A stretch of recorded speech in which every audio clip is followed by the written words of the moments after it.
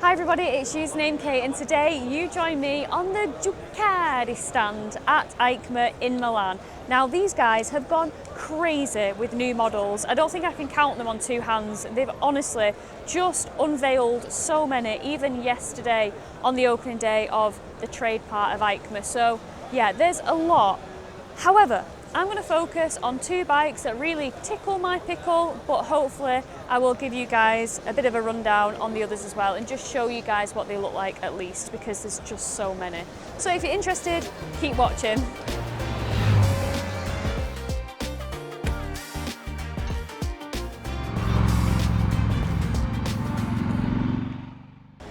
Right, just to give you a quick flash at some of the new metal that Ducati have for 2026, we're going to start on the Panigales because they've gone crazy with 3 new Panigales as well as some very tasty colour options. So to start with, we now have a V4R. Let's just take a look at that in a bit more closer detail.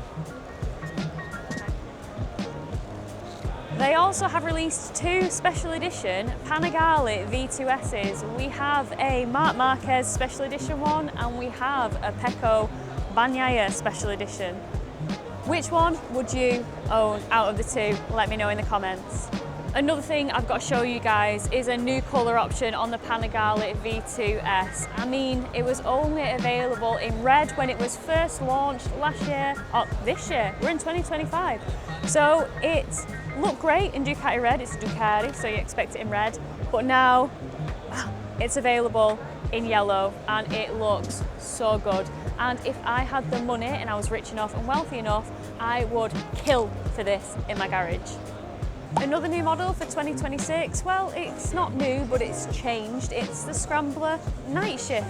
Now, I've ridden the Night Shift before and it was a beautiful, deep, rich navy blue, but now it's emerald and it looks pretty trick. Other new machines from Ducati, we have the Multistrada V4 Rally and we have the Multistrada V4 RS. A new 450 Enduro bike.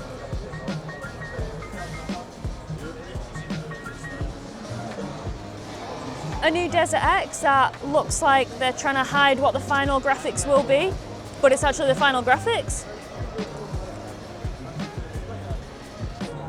We have the Diavol V4 RS.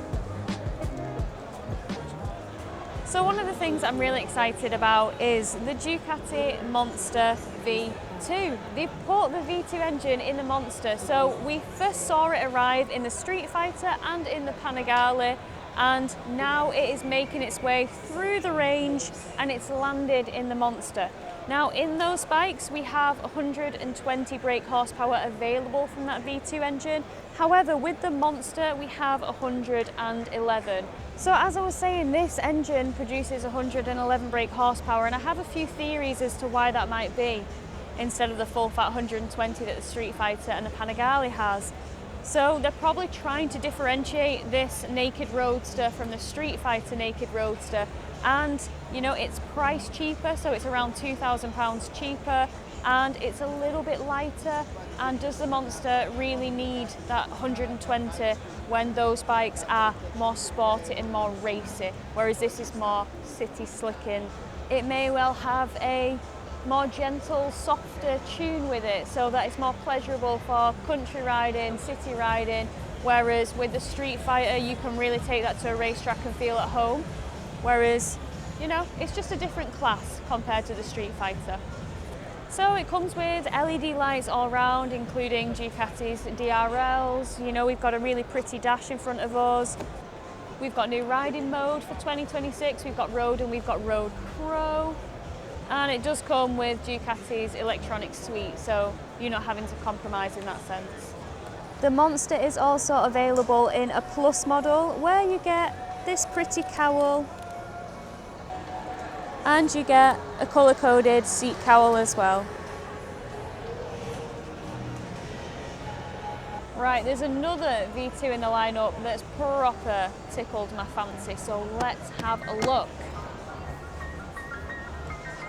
So guys, we didn't just think that Ducati were going to leave us with a single cylinder Hypermotard, and there's nothing wrong with that bike, super fun, but the Hypermotards have always been a twin, and I think Ducati just knew that we wanted a twin option of a Hypermotard. So they've put that V2 engine in the Hypermotard, but because this is aimed at hooligans, we've got that full 120 brake horsepower, and I love Hypermotards. Mike behind the camera used to have an 821, which was a matte black with a red popping subframe, about 115 brake horsepower, and we absolutely loved that bike. I'd try and steal it off him all the time, even though my legs did dangle what felt like a million yards away from the floor.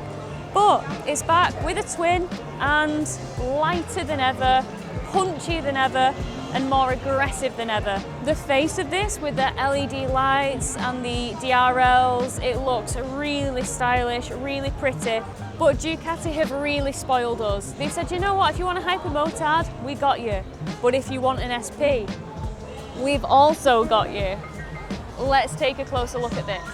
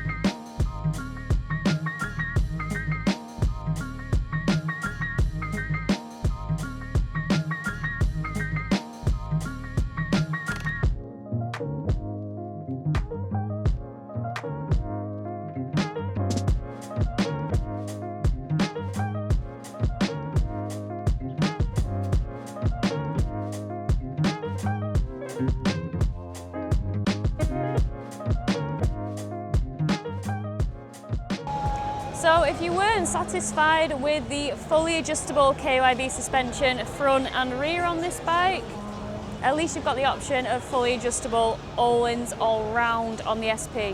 But it is going to come at a bit of a price.